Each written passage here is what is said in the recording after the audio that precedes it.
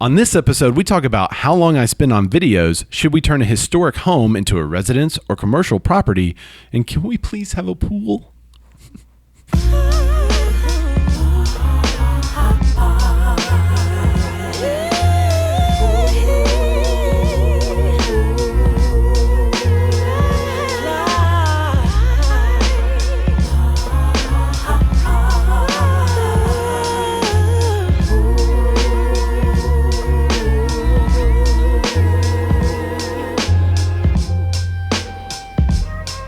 Hello, everybody, and welcome to the Real Q&A Show, Season 2, Episode 2. So thanks so much for joining us. Thanks so much for the questions that we got this week. I really appreciate it. Got a ton from Facebook. We got one from Reddit. If you want to ask us a question, you can just put it in the comments, or you can put it anywhere on social media. Just use the hashtag RealQA. We will find it, and we'll give you a shout-out for it, too. I want to introduce the co-host for the day, Dr. Grant Dennis. Hey. The good doctor. Why don't you tell us what you do? Yeah, so I'm an upper neck doc. Basically, that's just a fancy way to say I specialize in the upper part of the neck. So I help people struggling with migraines, neck pain, fibromyalgia, anything related to the brainstem, really, we can take care of. So a lot of people looking for holistic options for health concerns. Yeah. Medication's not their jive. Usually can help them. That's cool. And so the name of your company is what? Yeah, the Specific Chiropractic Center here in Little Rock. And it's specifically the two bones. Yeah. Yeah, the upper two bones in the neck, so the atlas and the axis, the only two bones in the whole entire spine with their own name. And so they house the brainstem. They're pretty important guys, so especially with people suffering from headaches. I mean, yeah, everybody knows that. I have no idea. It's a quite popular thing, especially with the ladies. If you ask me questions about that, I'm just going to direct you to him. Yeah, so any real estate questions we can handle. So without further ado, why don't we get into some of those? What's the first question? Beau Jones asks on Facebook, Ray, when does it make sense to install an in-ground pool? The short answer is if you really love swimming. So the longer answer is when if you look around in your neighborhood and everyone in your neighborhood has a pool and it's in ground and it's really nice and you don't, then this could be something that will even your value with the other homes in the neighborhood. If you're in a neighborhood with a community pool and almost no one has a pool, then really what you're looking at is your own benefit and value for the pool. So if you want a pool, figure out about how many more years you're going to live in your home. Most people are there 3 to 5 years. If you're thinking about an in-ground pool, hopefully it's closer to 5 to 10 years. You take the cost of that pool, divide it by those number of years, add, depending on the size of the pool, anywhere from $1,000 to $3,000 a year. If you're willing to pay that per year and enjoy your own pool, then go ahead and do it. But don't install a pool to know or to try to know that you're going to get the value out of that pool. Pools are really interesting. Whenever someone's searching for homes, it's kind of polarizing because you have some families that are like all about it. I want a house with a pool. That's a very small group of people.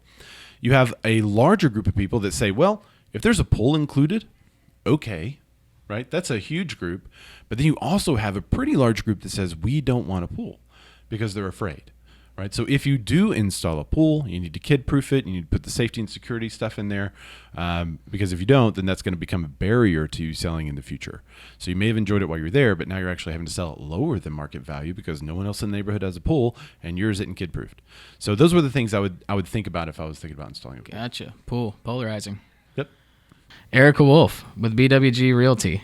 How much time do you spend weekly on videos, Ray? I'd actually like to know that as well. Yeah, we spend a lot. So about 2 days a week, we do a housing data dump where we give the market statistics for homes in various communities. That comes out to be, in our area, about once per month per community. So that show, it only takes about 15 minutes to get together the numbers. It takes literally about 3 minutes to shoot just on Facebook Live. So that's not very long. But, that'll add up. Over a couple of weeks, you wind up doing 8 to 10 a month. So that adds up. So maybe 6 or 7 hours for that, maybe.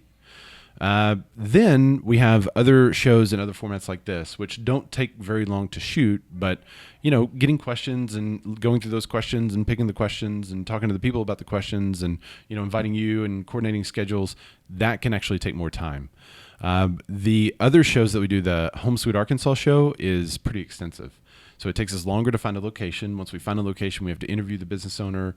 We have to, put together their story, and then we have to shoot and tell their story, and then we have to go back and shoot for B-roll. Then once you do all the shoots, then you have to edit.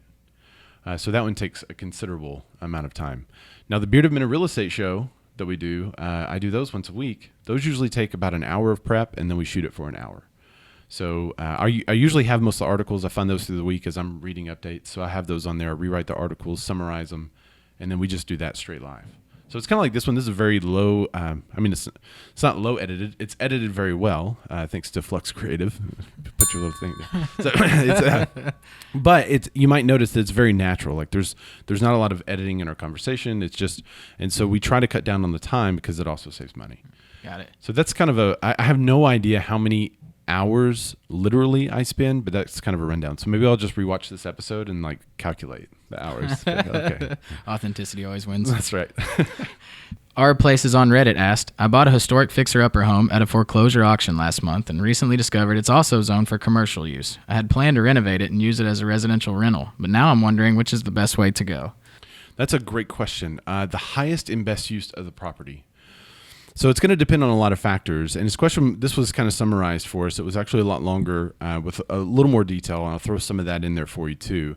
He knows he's by like a walkable area. He said it would be ideal for like coffee shops or something like that. So kind of a light commercial or even office or, a little bakery or something like that. It's really what you want as the investor though. So you're looking at the highest and best use of the property. Then you're also looking at what you can manage yourself. So if you have a tenant, if there's a problem with the roof, HVAC, any mechanical failures, anything like that, then you, the landlord, are generally responsible. And it also, some of that depends on the state, and that's also going to depend on the contract that you have with the tenant. But in general, you're going to be responsible for a lot more of the maintenance. With a commercial tenant, then a lot of that is on the tenant themselves. Like a triple net lease, they pay the insurance, they pay the taxes, they pay the building maintenance, even the exterior building maintenance. So depending on the lease, a lot of that could be put on the tenant themselves. Now, someone who's in that situation would want to pay a little bit less rent. But the other thing that's really great with a commercial tenant is that generally the tenancy is a lot longer. They may sign a lease for 3 to 5 years. So instead of having a turnover every year, that once they sign the contract with a penalty to get out early, there's a 3 to 5 year contract on that. So you're doing a lot less management on the commercial side. The question is, and he said there's a lot of other homes in the area that are also zoned commercial, but they're still being used as residences. So it's maybe an opportunity for you to take it now, do a light remodel, not very much, like don't do a huge remodel, put a tenant in there and just kind of see what the community is doing until you have an idea of where the community is going. Then once you figure out the highest and best use, you could attract that type of tenant there to start it. And then if you owned a couple of other properties in the area, you could start doing those in those areas too. So I wouldn't just remodel it for commercial use, but I might do a light remodel for residential, fill your tenant, hold that for a little bit until you figure out the highest and best use. And then once you find the next tenant who will be using it for commercial purposes, then do the remodel to suit instead of remodeling and guessing. Got it. Yeah. Always a method to the madness. I like it. A little bit. So do you have any questions for me before you go? Yeah. So I know in Little Rock there's quite a few realtors, right? There's a lot of people I'm constantly running across, and there's, just like chiropractors, there's a lot of chiropractors, right? And one of the questions I get often is what sets you apart, obviously, from those other chiropractors. So as a realtor, much like a chiropractor, what actually sets you apart from other realtors? Obviously, there's a lot of analysis here, but like in the short, skinny, what is gonna, what value does Pixel Properties and Ray Ellen bring versus the next realtor that comes along? That's a really good question. The short answer is we're known because we're flashy, right? We have a lot of cool marketing and flashy front end. We do a lot of videos like, Erica was talking about. But in reality, it's the back end. It's the service that we provide the client from contract to close, from their initial contact to walking them through the purchase of their home, the buyer's consult that we give to especially first-time home buyers, telling them everything about the process. We do the same thing for first-time home sellers. Take them through the entire process of the sale. We have the plan to put together. So that back end really supports what we do on the front end. So the front end is just kind of enhancing our look. But you could have a very successful career as a real estate agent and never do a video, never do a photo, never do a blog post. If you only focus on those back end principles, then I think you'll be massively successful because of all the referral business you'll get from that. So that back end, that's really what drives it. Everyone thinks it's the front end, but it's not. Because if you do incredible marketing but you have a terrible product, then you're just having a lot of people use a terrible product. So the back end stuff that you know most of the people don't see, some of that back end stuff that you're not aware of that we're doing on the back end for you as our client that others aren't doing. Exactly. Yeah. So I'll throw the same question on you though. What stuff sets you apart? Yeah. As a specific chiropractor versus just right. So that's one I get all the time, which is why I asked it. You know, I think that in chiropractic, I mean, you can lay on the floor, someone can walk on your back and crack it. I said, you know, there's no, in my opinion, you know, value in having your back cracked. I think the value that I bring as a chiropractor is 2 words: when and where. You know, when do you need to be adjusted? When do you not need to be adjusted? Where do you need to be adjusted? Where do you not need to be adjusted? I just find that in most people suffer a lot of traumas to the neck. Tends to be the problematic area. You know, the top of your neck's 4 ounces. In your case, the head weighs 20 pounds. Well, in my case, maybe 15 pounds.